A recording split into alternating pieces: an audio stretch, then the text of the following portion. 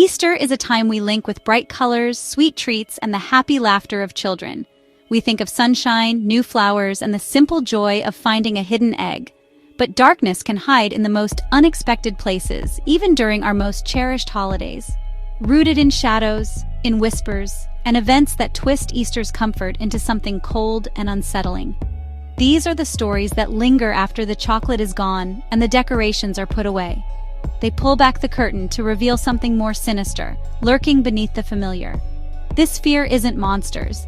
It's the feeling it could happen to anyone, anywhere, even on a bright Easter afternoon.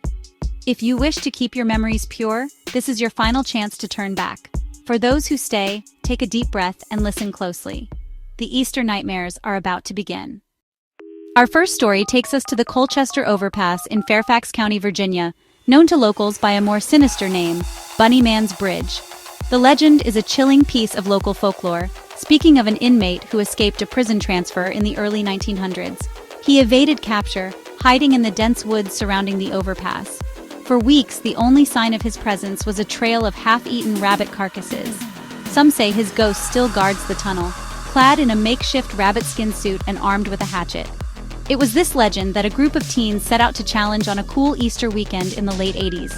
Fueled by youthful bravado, they piled into a beat-up sedan. The dare was simple: drive to the bridge at midnight and summon the spirit. For the driver, Mark, it was a joke to scare his girlfriend Sarah.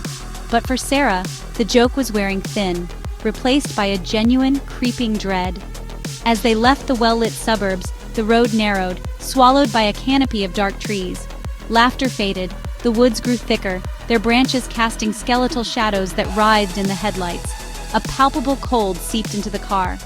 "Mark, maybe we should turn back," Sarah whispered, a knot of dread tightening in her stomach. Mark just smirked. "Scared of the Easter bunny?" he taunted, and pressed the gas, accelerating toward the darkness. He parked at the mouth of the tunnel and killed the engine. The sudden silence was profound, pressing in on them. Even the crickets seemed to have gone quiet. After a tense hesitation, they got out. Inside, the darkness was absolute. A physical presence that smelled of damp concrete and decay.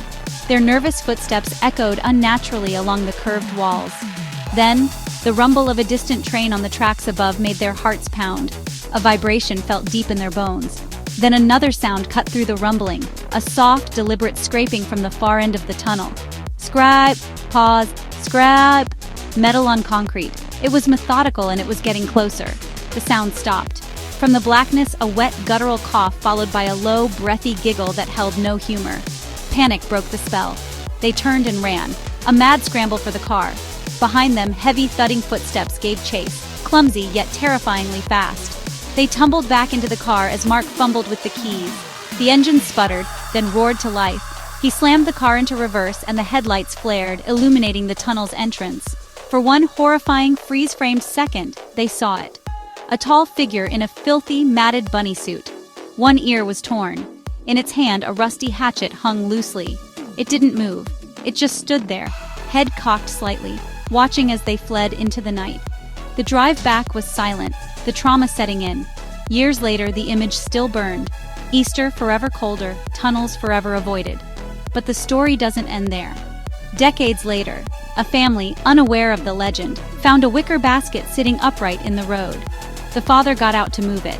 Inside, there was no candy, only a bed of rot, upon which sat 3 spoiled eggs and a single severed rabbit's foot.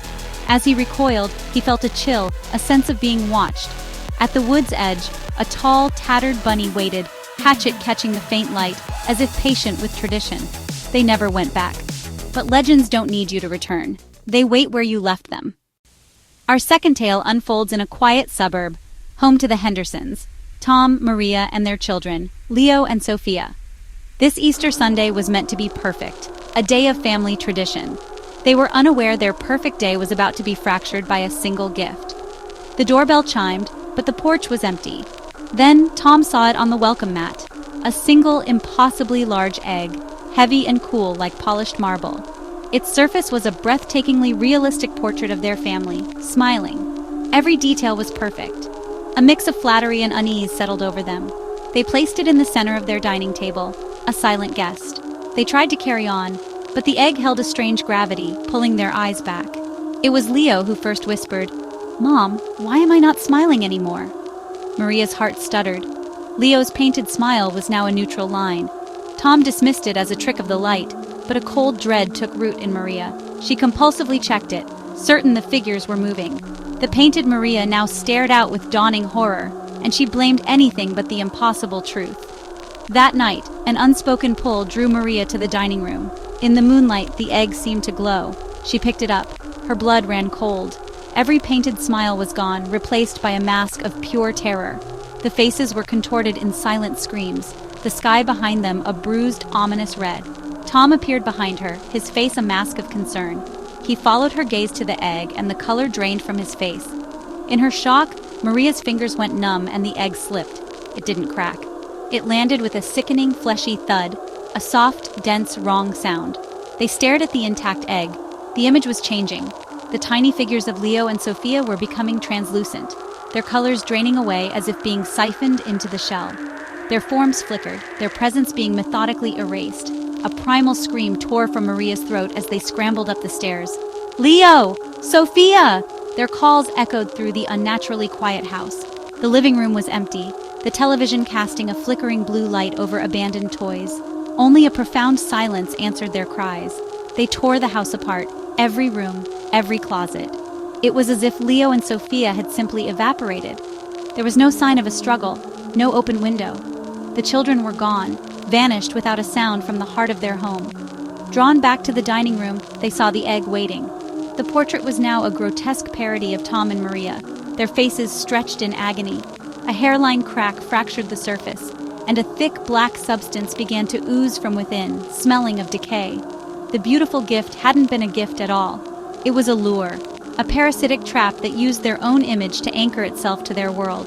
Their perfect Easter was now a permanent wound, a nightmare painted for them on the shell of a cursed egg. They say on stormy Easter nights, you can still hear a soft tapping from the empty house. So if you find a gift that seems too perfect to be true, perhaps you should leave it where it lies. Our final story takes us to the Gable family farm, a place with history etched into its foundations. Every Easter they hosted an elaborate hunt, a beloved local tradition. Children scattered across the rolling hills, their laughter echoing. This year, the grand prize was a magnificent golden egg, promised to contain a special reward. It was a shimmering beacon of joy. But as the sun bled across the horizon, a chill settled over the farm. The laughter had faded. A child named Sam had not returned. His parents' calls grew desperate, swallowed by the encroaching twilight. It was then an older child found it, nestled in the grass at the edge of the woods. The golden egg. It gleamed under the fading light, perfect, untouched. Panic set in. "Why leave the prize?" They called his name, a frantic chorus against the forest's unnerving silence. Nothing answered. A search party formed, flashlights cutting nervous beams into the darkness. Near the tree line, they found them. A single line of footprints, small and solitary, leading deeper into the shadowed woods, a place the children were always warned to avoid. They followed the trail into the oppressive quiet. They found Sam sitting beneath an ancient trunk, unmoving, holding something in his hands. It wasn't the golden egg. It was a small, crudely carved wooden rabbit, whittled from a dark, unfamiliar wood and worn smooth with age. It felt old, patient, as if it had been waiting for him. When he turned, it wasn't really Sam anymore. He rocked and hummed, staring through them like strangers. In that chilling moment, they understood. The prize had never been the golden egg. That was a lure. The real hunt was for a successor, for a tradition no one should inherit. The wooden rabbit was the true prize, a token of a terrible inheritance. The bunny man's bridge, the cursed painted egg, the farmhouse hunt, 3 shadows cast over pastel days. These stories remind us that not all traditions are born of joy. So next Easter, when you see bright colors and smiling bunnies, look a little closer at the shadows. Listen for the whispers beneath the laughter. Some traditions don't just celebrate life, they smile as they swallow you whole.